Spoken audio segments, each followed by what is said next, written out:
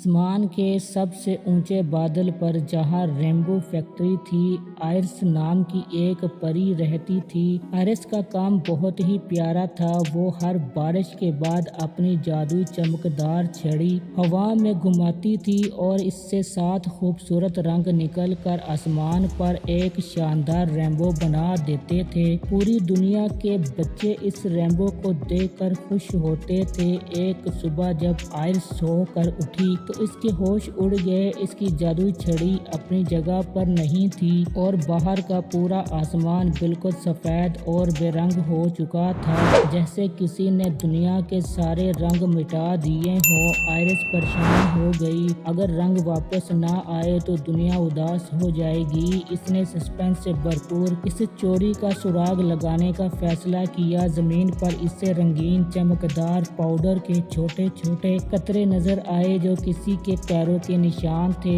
Iris ان نشانوں کا پیچھا کرتے ہوئے بادلوں کے پیچھے بنے ایک چھوٹے سے جادوئی محل میں پہنچی۔ وہاں کا نظارہ دیکھ کر اس کا غصہ غائب ہو گیا اور اس کے چہرے پر مسکراہٹ آ گئی۔ محل کے اندر فیفی نام کا ایک چھوٹا معصوم بادل کا بچہ بیٹھا تھا جس نے وہ جادوئی چھڑی ہاتھ میں پکڑی ہوئی تھی اور وہ دیواروں پر رنگ برنگے کارٹون بنانے کی کوشش کر رہا تھا، لیکن اس سے دیواریں خراب ہو رہی تھی۔ آئرس نرمی سے اس کے پاس گئی اور بولی، فیفی یہ چھڑی کھلونا نہیں ہے، اس سے پوری دنیا میں رنگ بھرے جاتے ہیں۔ فیفی نے اداسی سے اپنی بڑی بڑی آنکھوں سے دیکھا اور کہا، مجھے رنگ بہت پسند ہیں لیکن میں اکیلا ہوں، میرے ساتھ کوئی نہیں کھیلتا۔ آئرس نے فیفی کا ہاتھ پکڑا اور کہا، اداس مت ہو، چلو میرے ساتھ۔ آئرس نے چھڑی واپس لی، فیفی کو اپنے غبارے پر بٹھایا اور دونوں آسمان کے بیچوں بیچ آ گئے۔ آئرس نے فیفی کا ہاتھ اپنی چھڑی پر رکھا اور دونوں نے مل کر ہوا میں ایک بڑا دائرہ بنایا۔ اس بار آسمان پر جو رینبو بنا وہ اب تک کا سب سے بڑا، چمکدار اور خوبصورت رینبو تھا،